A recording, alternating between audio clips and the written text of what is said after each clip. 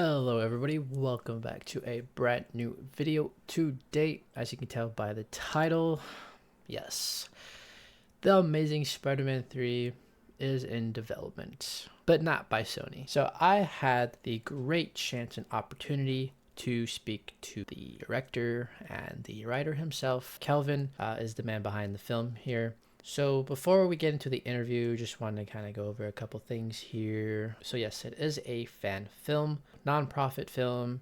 Calvin himself has been working on the film for quite some time, a couple of years at this point. There's a lot of passion behind it. There's a lot of passion, there's a lot of creativity behind it, but he does need everyone's help. There is a Indiegogo page. It gives you pretty much the synopsis of the film, a little bit of what it's about, the sort of direction he's going into, and how pretty much all TASM fans just kind of want a continuation of Peter Parker's story. There is a link. I will leave it in the description down below so you can check it out for yourselves. It's really cool that we still have fans and people still out there wanting a continuation of Andrew Garfield's iteration of this character and his story, and to sort of give us a conclusion. And whether or not this be official version or a fan film version, it's still cool that someone out there still does care about these characters, this universe particularly, and is willing to do something about it. Sort of like the little guy is stepping up to the higher ups, in this case the Sony executives, and saying, look, if you don't do it, then I will. Like I said before, I got the amazing chance and opportunity to talk to the director himself, ask him a couple questions. We did kind of get into a little bit off topic, still on topic, but just not about the film. We got it more into like Spider-Man 4 news and stuff, so I think I will release, because I did record this segment for a couple hours, so I think I'm going to release it in a couple parts, video by video. We are going to be talking a lot about the film in the beginning, and then later on in the different parts of the videos, it kind of ventures off into what we think about the Sonyverse, what we think about Spider-Man 4, all the news that's dropping in recently, because Spider-Man 4 does start filming next year. A lot of rumors are speculating about the plot of that film. So anyways, I'm going to stop rambling. Here's the interview. I hope all of you enjoy, and I will talk to you guys soon. Peace. I would imagine that since there's no official version of The Amazing Spider-Man 3, right? That creating Yeah, your film, like your particular version, it didn't come without its obstacles, right? So I was wondering what pretty much inspired you to take on the challenge of creating a continuation of the last two films. it was really the theme of TASM too that pushed the narrative for me. The whole theme of time and how we're not immortal. And I was doing little kind of classroom sketches in my spirals of a hypothetical TASM 3, like, oh, just whatever. I never like really did draw any detail into the sketches. It was like a Doc Ock sketch one day, and some Spidey sketches.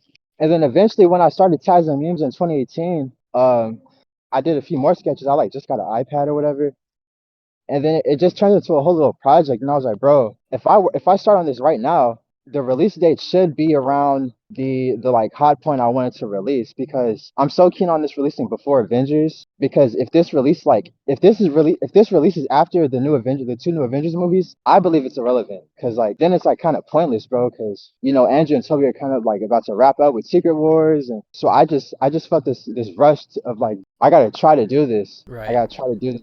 Yeah. So I guess my follow-up question is, will the film, just like for clarification, will the film still come out if it doesn't reach its budget?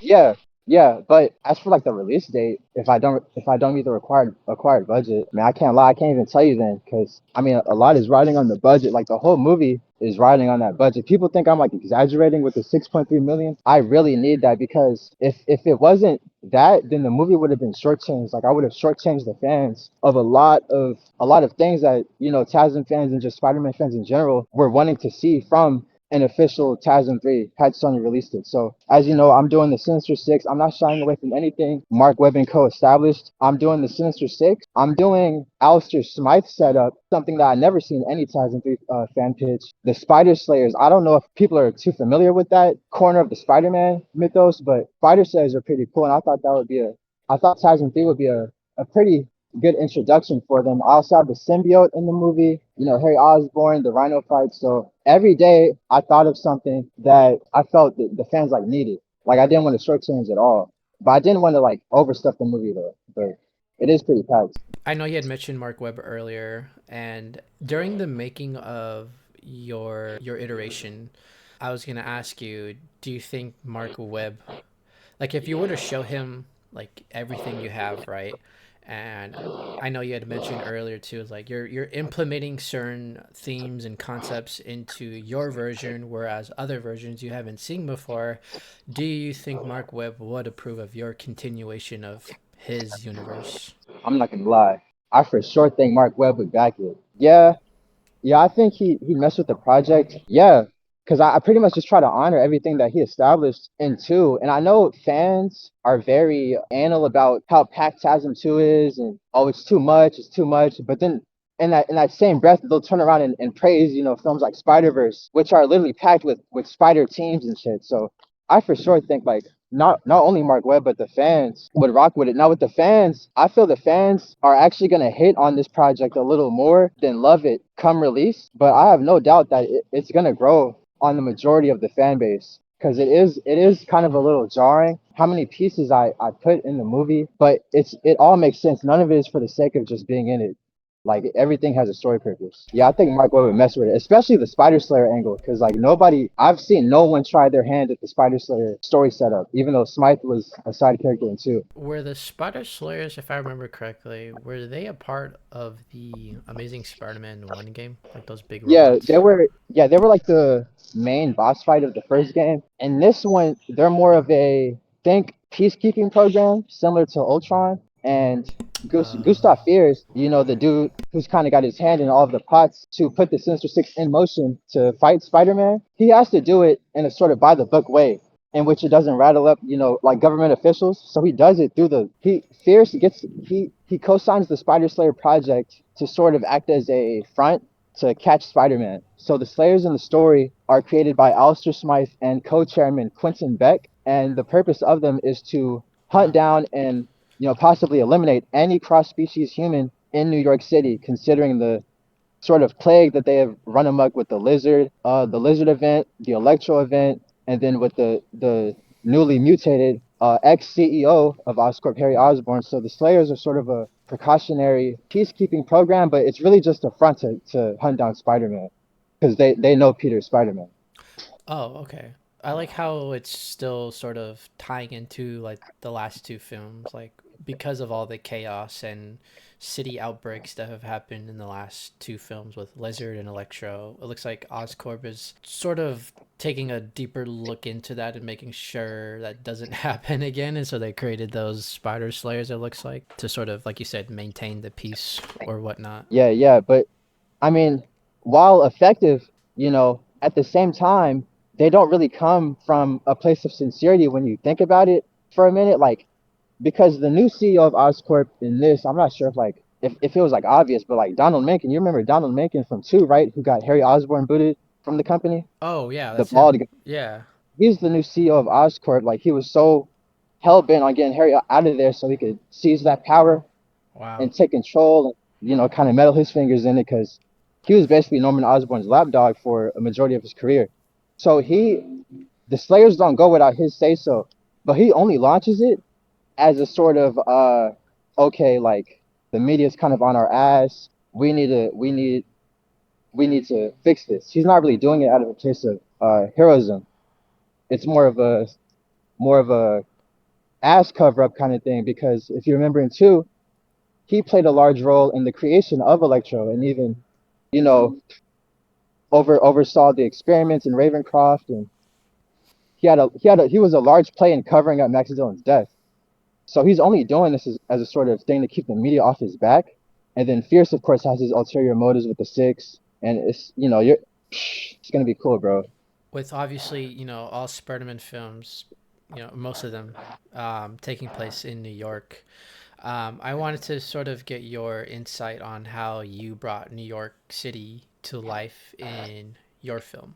All right, so the again pointing back to the Slayers, they definitely were a pivotal piece in characterizing my version of New York because without them, like it would have just felt like another animated New York.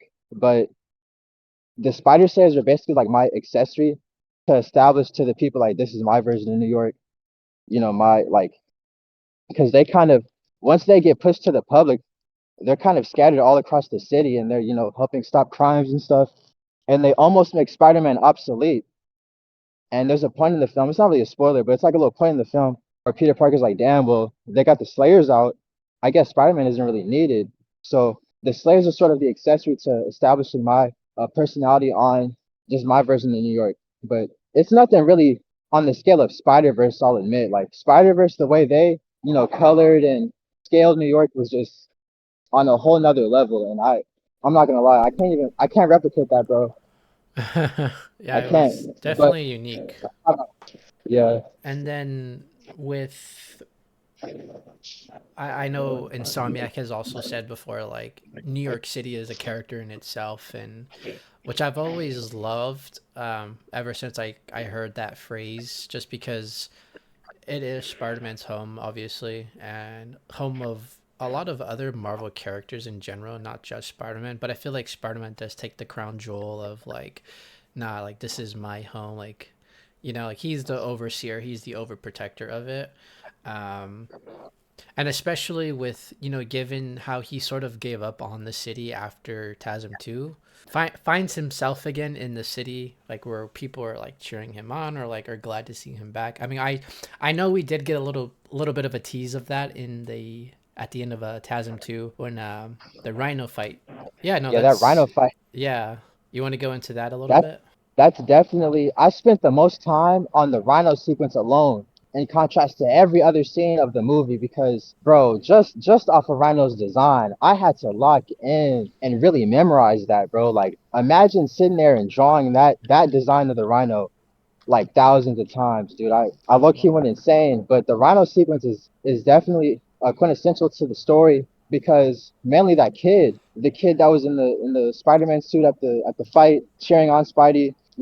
That kid sort of embodies the rest of New York and how they champion behind Spider-Man. Like Spider-Man now, it's not just Peter Parker. It's the saying that like anyone can wear the mask, and people were like, oh no, like not anyone can wear the mask. Like it's still like a debate. Like if Miles is a proper successor to Peter, and will he ever be better than Peter Spider-Man and stuff like that. But I think the whole like anyone can wear a mask thing is definitely Spider-Man. Once he established himself in that city and he was saving people and doing what he was doing, his acts of heroism, it became bigger than Peter. And the spider insignia on its own holds so much weight that like it doesn't really matter who's behind the mask. Whoever it could have been any other Spider-Man that showed up to fight Rhino. Like that same kid, those same people they're gonna champion behind that symbol because now that symbol has been sort of widespread across the city as a message of like, all right, evil does not have a home in New York, and Spider-Man's here to stop it. And Spider-Man is more than just the powers, the web swinging, the wall crawling. It's more about the integrity and the heart and just the sheer human determination to keep going. So that's what I think they mean when they say like New York is a character. How they always champion behind Spider-Man. I mean, these are just regular people, walking around in their Timbs and their puffer coats, Right. and they see Green Goblin strike down in the street to beat up Spider-Man, and they're gonna jump right behind Spider-Man as if they got the same powers, because that's just what the symbol means to them. So I just always thought that was really cool, and I try to embody that the best I can, Right. I best I think can. I think we sort of gone a little bit of that in almost every Spider-Man film. I mean, in Spider-Man 1, it was the Green Goblin fight, Spider-Man 2, the train people, and then Spider-Man 3, I would argue it was all the people on the ground level cheering on Spider-Man while he was fighting Sandman and Venom. And then with TASM films, it was more dialed down, I feel like. I mean, it was with the kid and then the dad, and then they kind of progressed later on in the story, helped Peter get to Oscorp with that crane sequence, which is so amazing. And then Tasm 2, I feel like he's a little bit more bigger, a little bit more iconic in that one. A lot of more people have an opinion on Spider-Man, and it just goes to show, like, I hate to bring it up, but like during 9/11, everyone came together like that whole day. Race didn't matter, it was like, how can we help, you know? Uh-huh. It was like the whole world came together essentially, and it kind of goes back to, like, it doesn't matter like who wears the masks. It's all about, like you said, the integrity, the heart, the symbolism behind this, the suit with the spider and all that. So I know we have Mary Jane in the film, which, if no one knows, she was cut from part two. Yeah. And the only shot of her, if you're like a real fan, is there's a brief shot of her. It's like the back of her head where she's like in a When the cafe. car Yeah, smashes. the car smashes. Yeah. Um, I Haley haven't even would. shown my Mary Jane yet, but I Right. definitely fuck with Mary Jane heavy, bro. I haven't even shown my So Sheets of Mary Jane yet. yeah, so I was gonna jump into it. So, like, which I'm really excited for, to see, someone tackle on this character, especially in this iteration of this universe. What similarities or interests does MJ or Peter find in each other? Like, does Peter get reminded of Gwen? Does it affect him mentally? Does he reminisce on those special moments he had with Gwen? Did you tell us anything about that? So Peter and MJ share a connection, both through grief. They're both grieving. You know, Peter's grieving Gwen, and then MJ, she's grieving someone. It's a secret. I can't spoil that, but yeah, she's grieving someone. It's a secret, Okay. and they just sort of confide in each other over that shared emotion. And their relationship in this version is definitely way different than, like, say, Toby and Kirsten's and Right. Tom and Zendaya. This version of Peter and MJ is a lot more low key. It's not like, I'm gonna be upfront. It's not gonna be like in your face romance how Peter and MJ are usually depicted in, like, most iterations. It's sort of like they have to warm up to each other because Peter, he's like fresh off of Gwen's death, but he kind of he sees these bursts of just good qualities in MJ, and MJ is she's like the kind of person in this version who kind of doesn't really want any glory. She doesn't feel like she deserves glory because of her very traumatic home life with her abusive father. So she tries to atone for her father's sins by just being a better person than him. And Peter, he kind of notices this about the movie and, like, these little low key moments with him. MJ, she's the party animal, party girl. Peter copes with the adrenaline rush of being Spider-Man, like jumping off rooftops and stuff. MJ, it's more grounded. She copes in a more realistic way. She picks up the cigarettes, the bottles, she goes to the parties. But deep down under that hard, like, tough girl, cool, laid back exterior is just a scared girl who just wants better for herself and for those around her. They share that connection and just wanted to really help people the best they can. But they just both have a funny way of showing it. I love how it's sort of the main quality and main connection they have is through that grief, which I'm sure they don't open up to each other right away, but they can sort of notice those, those little small things about each other. And it's just like all about the energy, I would feel like, and the chemistry. And I know you had said with MJ, she wants to just up her dad by just being a better person than him. Does MJ in your story, does she play a role in sort of helping Peter heal from the trauma of Gwen's death, or is this something Peter works through on his own, if you could say at all? This is where the symbiote comes in. The whole sort of transporting himself into a new shell because he just feels like a husk of himself. Like, when he comes back as Spider-Man to fight Rhino, he's back technically, but he's just going through the motions of it.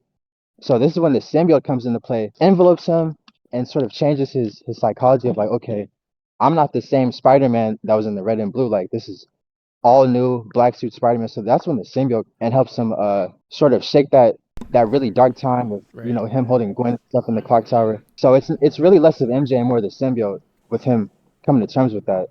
But MJ does help. I think that's such a great avenue to go through with the symbiote. Obviously, it heals physical wounds, but does it also heal those emotional wounds, or it sort of distracts Peter from dealing with that trauma and that guilt? And my follow up, does Peter, with the symbiote, does he ever still feel guilty about going forward with Mary Jane? And how does that conflict manifest in their relationship, if at all? So Huh, say that one more time. Say Yeah, that one yeah. more I'll time. rephrase it. So obviously, with Gwen's death, it had a huge impact on Peter, and I feel like if anyone would lose their partner in life and someone else comes along the way, and I know you had mentioned that this iteration, your iteration, is not so much romantical based, but it's like Peter and MJ find those certain qualities in each other that they like about each other. So I guess my question is, does he still feel attached to Gwen? Does he still feel guilty of like, oh, maybe I shouldn't go forward with someone else because Gwen is watching me, or like I still love Gwen. Does he still feel like he can't move forward with someone else of interest? I'll say this. He does come to terms with Gwen's death Mm-hmm. through the symbiote merging with him, Mm-hmm. but he doesn't necessarily jump into a relationship. Like, I won't say who he jumps into cahoots with, but like he doesn't look at MJ in the same light as he did pre symbiote merging, where he was like, ah, maybe I shouldn't really be interacting with this girl like this. You know, I'm fresh off of Gwen. But with the symbiote, he's like he's more loose, so he doesn't really he's shaking that Gwen trauma off of him. Him Right. and MJ are cool, but he doesn't necessarily jump into the romance. However, with the symbiote making him a new person, he does sort of take on new interest. Felicia Hardy is in the movie. I'll say that. If comic fans know about Felicia and Peter and how they roll in the books. Sort of think spectacular with how Felicia was so drawn to Peter once he suited up in all black. Ah, okay. Uh, I'll say Felicia Hardy's in the movie because Mary Jane isn't the only Spidey love interest in this. I also have Betty Brant in the movie as well. I do a bit of Daily Bugle stuff in this. Oh, A little cool. more hands-on than two. It's definitely more than just emails that I do with the Daily Bugle. I don't want to disclose too much, but Right, right, right. Yeah. MJ's not the only girl in the movie, so he does confine in other relationships. Speaking of confining in other relationships, we've also had Peter's dad cut from TASM 2, and with this universe, it was very much established that we were going to explore more of Peter's backstory with his parents, the relationship of his parents. Do you and I know that his dad is going to be part of this film, and I know you have a picture of some sketches of his dad, Peter's dad, on your Indiegogo page. Does Peter's father know that he is Spider-Man? And if so, does he approve of the hero that his son has become? Does he find it interesting that his son has these amazing abilities, or does he feel responsible for his son having to protect the city day in and day out? How is that layer explored? Richard Richard Parker from the get-go, he knows Peter Spider-Man, of course, because Richard is the one who bred the spiders at Oscorp, which were genetically modified to specifically code to the Parker bloodline only, which is why Richard ran in the first place because Norman wanted them for selfish gain and political contracts and warfare. So he knows from the jump Peter Spider-Man. He's definitely proud of him because Peter had the goal to do what Richard couldn't. He stayed in New York and he fought the evil. Richard ran, so he definitely holds a higher sense of respect to Peter more than himself. Like he loves Peter more than anything, Yeah. and he definitely supports his Spider-Man, lifestyle and the mission. But he tries to give most advice he can possibly give to his son, but it's a little hard for him because he had ran off, but he ran off for good reason. He's sort of like his once he enters the story, it's sort of like a dynamic duo thing. So the Roosevelt train car, I don't know if you remember from two, Yeah. when Peter found the tokens. So that car sort of dubs as their headquarters. So whenever Oh, yeah, whenever like Peter's out of the streets with the Spidey stuff, he goes into the tunnels. That's where kind of Richard and Peter hide out at, and they do the little experiments and just catch up. But Richard is basically back to sort of prep Peter for what Fierce has cooking with the Six, because Richard left out of fear of Osborn, but now that Norman Osborn is dead and Harry's in Ravencroft, he's a little more confident, but he's definitely still scared. So even when back, he can't shake that scientist. Like he can't shake his past. Like he's still the same teetering scientist he was at Oscorp. It's just now the mission is to crumble Oscorp because he knows what they're truly capable of, and the sinister things that they are brewing. So yeah, he's definitely all in on the Spider-Man mission. with your version of the Sinister Six, how is it any different from any other iterations that we have seen? Have you taken inspiration from the I would say Spider-Man lore, like what's out there. What's sort of your take on these characters? So the Sinister Six, I took inspiration from all versions I could, Mm-hmm. and thankfully there's so many different versions of the Sinister Six, and then there's the new one coming with the next, what is it called? Beyond the Spider-Verse, right? With the next Miles movie. Oh, right. So I'm definitely like on board with all the Sinister Six adaptations, and I think there hasn't been a single bad one, Uh-huh. and they all pretty much get it right. The entire dynamic of the six is that they're not a team, and that realistically these guys should not be working together, but they still do it because their hatred for Spider-Man is so strong. They're like, bro, like we've gotten so close to beating him individually. Why don't we? But they all know like I like Sam, and he's like, bro, I don't fuck with you, Craven, and like Doc Ock is like, man, you guys are good, but they still team up, and that's like the dynamic. So pretty much any version of the Sinister Six was like inspiration, like Spectacular, PlayStation. Yeah. They're definitely. Mhm. Would you say they're sort of like just like a ragtag team, like just like a one-time deal sort of thing, where they're kind of forced to work together, or do they collectively get together and say, "Hey, we have this interest. Let's go kill this man." It's like let's all team up, They're guys. definitely kind of ragtag. They find themselves cornered into a box once the Slayers get, because like once those Slayers are in the sky and stuff, they Oh, kind of get cornered into a box by fears where they have no choice but to work together. And they're like, all right, I guess, bro, we're the Sinister Six. And it's such an interesting dynamic with the team. You got Kraven the Hunter, Doc Ock, Mysterio, Vulture, and like some of the team are like Oscorp employees, right? So or even ex Oscorp employees like Ock, right. because Yeah. you didn't see any of Otto Octavius in Tarzan 1 or 2, but you saw like the arms in 2. So clearly he was of Oscorp at some point. And then you got the current employees like Quinn and Beck and stuff like that. So it's a really interesting dynamic. The hardest part I'll say about this version of the Sinister Six was their design functionality, Right. because they're definitely the most technologically based, basing it Absolutely. off of what Mark Webb was setting up with the whole like basically exosuit backpack Mm-hmm. aesthetic that they had locked away in those chambers in Oscorp. So that was definitely the hardest part, trying to figure out like the functions of each of their suits. Like it was Yeah. easier with Ock, it's just the tentacles and the Vulture the wings, but like people like Craven. Craven I found was actually the hardest to adapt because he's kind of the most obsolete member of the six. I mean, all these decades into his character, he's still just a dude with knives and like guns. Like he hasn't really advanced. So And he's not what I do from with Craven, not from yeah, town. yeah, that was definitely just the hardest part, bro. Just the functions of the technology behind the Sinister Six. I mean, what's crazy is that we were obviously teased all like the six coming, in the last film, and for that to be just stripping away, I feel like that would be a creative challenge in itself. Is like, okay, how do I bring this to life with having such little to work off of, Yes, bro. I mean, there was that like the concept art definitely helped because there was a bunch of shelved concept art from 2 Oh, that I cool. used as reference. Right, that's good. It was a little easy to design a couple of them, like Vulture. The wings were there, the octacnicals were there. There's that concept art, so I could kind of piece together how I think it would have looked had Sony gone through with it. Yeah. But then you got like Mysterio and Craven who were just never shown. But I kind of have an idea of how they would have gone about it. You see the angle they were going. The artists behind 2 that did like the Goblin suit were the same artists behind games like Call of Duty Advanced Warfare during the whole exosuit craze. Oh, wow.